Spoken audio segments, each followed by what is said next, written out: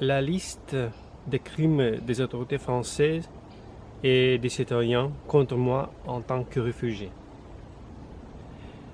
Ci-dessous, sous la vidéo, lien internet vers le texte.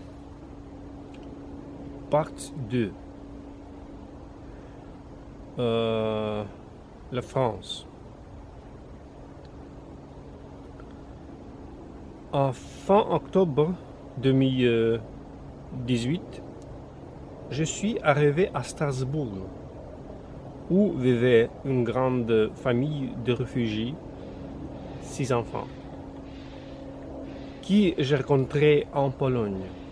Les enfants sont devenus ma protection contre la dépression et rien a adouci un peu l'hypothermie en hiver. Dans les premiers jours, j'ai vu des gens vivre sur des matelas dans les rues de Strasbourg, près de la cathédrale Notre-Dame. Je n'aurais jamais pensé que cela m'affecterait, mais des répressions ont été appliquées à moi. Et ensuite, ils ne m'ont pas aidé à trouver un logement calme et chaud. Donc, j'ai été forcé de vivre dans la forêt ici, où j'ai déjà survécu à 3 hivers dans ma tente, internet lien, photos et vidéos du camp. Ne bienvenue pas. Le Pada 67. J'étais entré à Pada et on m'a donné une domiciliation, boîte aux lettres. J'ai reçu un ticket social dans un mois. L'allocation ADA, l'argent, dans 2 mois. L'assurance médicale dans 2 mois. Une chambre dans 3 mois, fin janvier 2017. Alors que j'avais déjà perdu environ 50% de la fonction rénale à cause de l'hypothermie. Cependant, cette piste n'était pas une aide, mais une tromperie pour l'arrestation, pour expulsion est devenue la chambre de torture pour moi. Avant de recevoir ma assurance médicale, je suis venu aux urgences avec une forte fièvre, où j'ai été forcé d'attendre 5 heures et à la fin, ils ont demandé 50-60 € pour l'inspection. Il ne manquait pas de médecins. Ils ont donc torturé des réfugiés à lieu de soins médicaux pour diverses maladies, malgré des visites répétées chez les médecins pendant 2,5 ans. Je n'ai reçu que des fausses aides, des refusés de soins médicaux, les répressions, les intimidations et même les tortures. Malgré ma assurance médicale et mes appels oraux et écrits à toutes les autorités comme une attaque mentale, ils m'ont envoyé des factures illégales pour la 2e année pour payer les faux soins médicaux et les tortures qui l'accompagnaient. La seule exception est le traitement dentaire par le dentiste Dr Asser et la généraliste Madame Kleinkaus essayaient de m'aider. Refus de préfecture. En décembre 2017, j'ai été interrogé dans la préfecture de Basse-Rhin. Ils ont refusé de noter un dossier d'intimidation et de violence en Pologne. Et-on écrit n'aimait pas les conditions de vie dans le camp des réfugiés. Ils ne m'ont pas appelé traducteur et ils ont signé le protocole à lieu de moi. Quand j'ai été appelé pour déclarer le refus, ils étaient assis à table, les trois jeunes lâches. Ils comprenaient les souffrances qu'ils infligeaient, craignaient des représailles immédiates et rapides pour l'anarchie. Refus de la Cour administrative. En janvier 2018, il y avait un tribunal administratif à mon retour en Pologne dans le cadre de la Cour de Dublin. Mon avocat, maître Madame Goudron, a fait mon affaire du mieux qu'elle a pu. Moi, en sanglant, je me suis agenouillé devant le juge et lui demandé de ne pas me séparer des enfants et de ne pas envoyer au troisième tour de l'intimidation la cercle d'enfer. Le juge a souri et m'a ordonné de retourner en Pologne. Médecine punitive. En décembre 2016,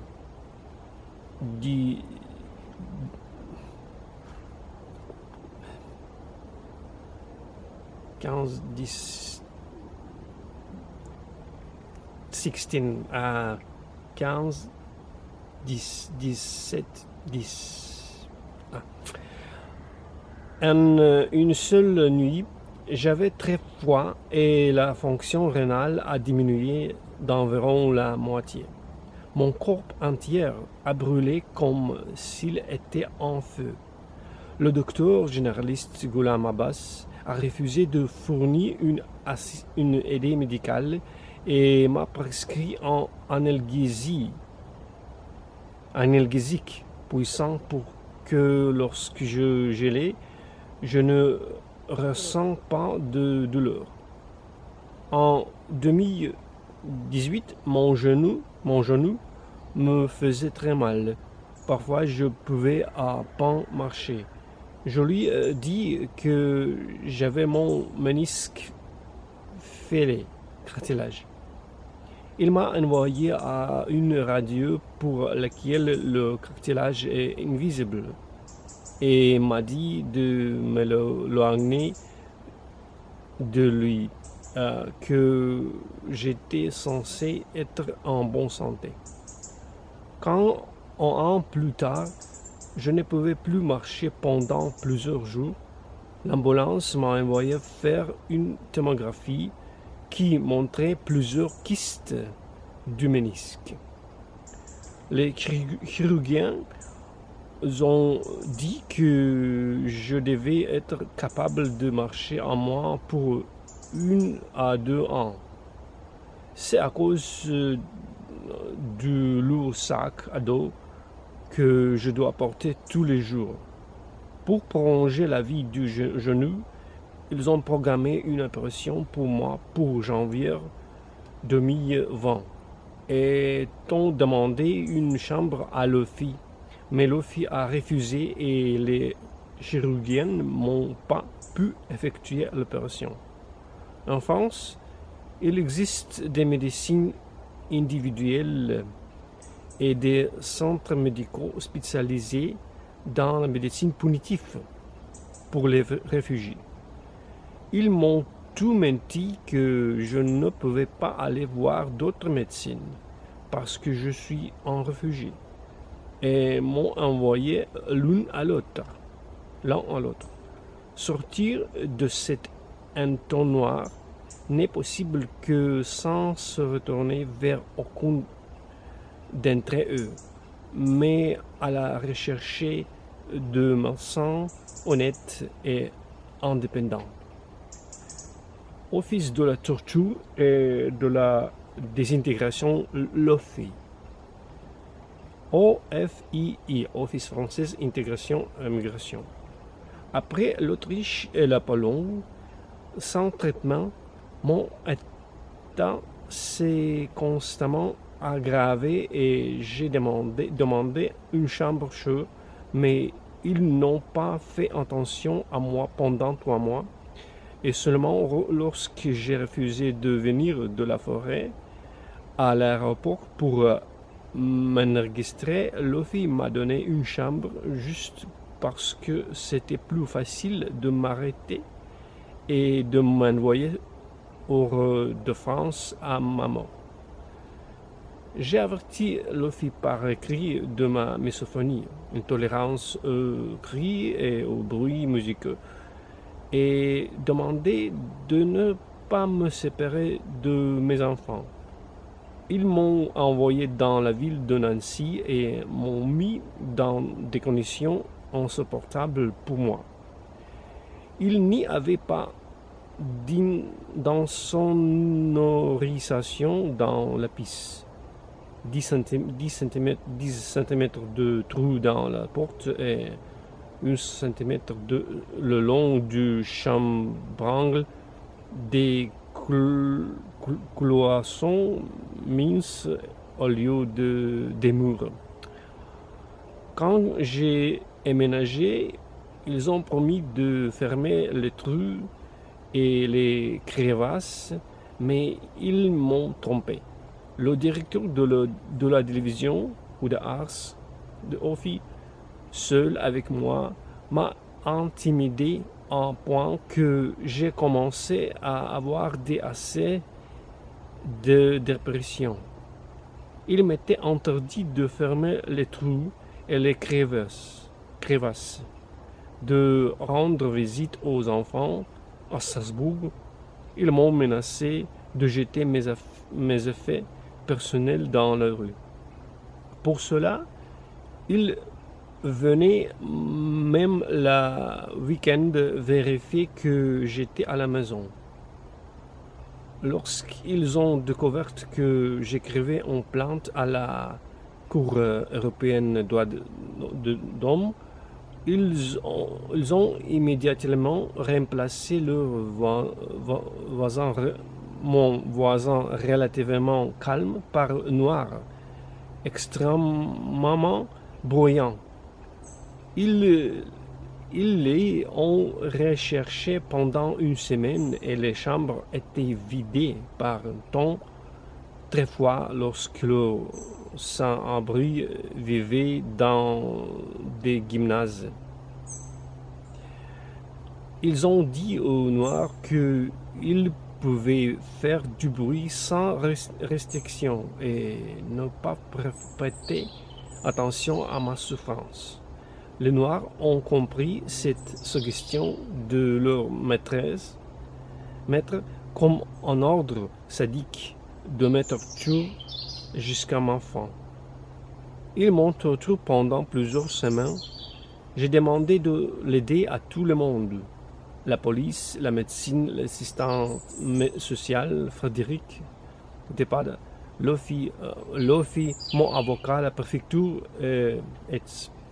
Mais personne ne m'aidait. Le psychiatre a dit que tout cela ne veut rien dire. Seul le meurtre d'un réfugié peut être considéré comme un crime. Cela m'a rappelé qu'en France, les réfugiés sont plus privés de droits que les chiens errants.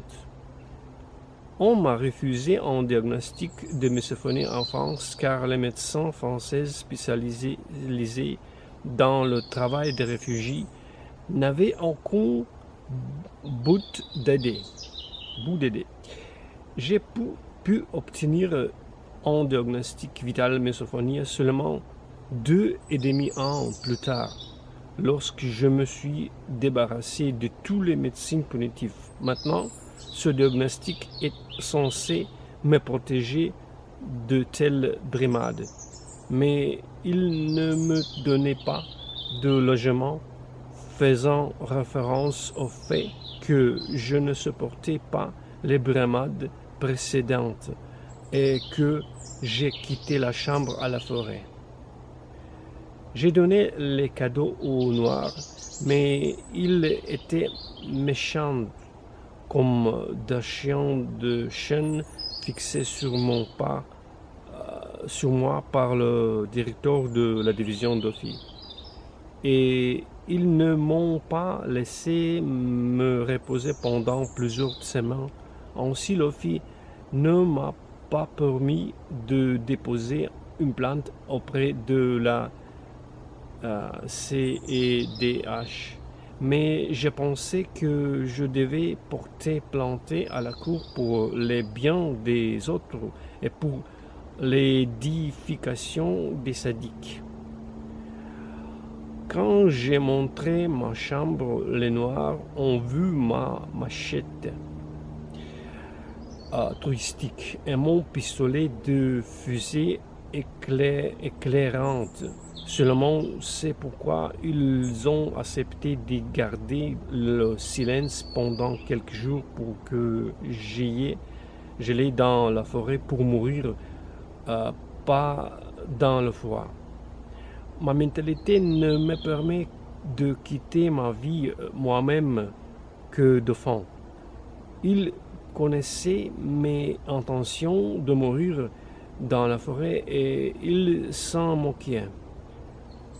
Donc les Français m'ont massacré plusieurs fois avec les mains du capot de différents migrants, comme s'ils paraissaient tout innocents.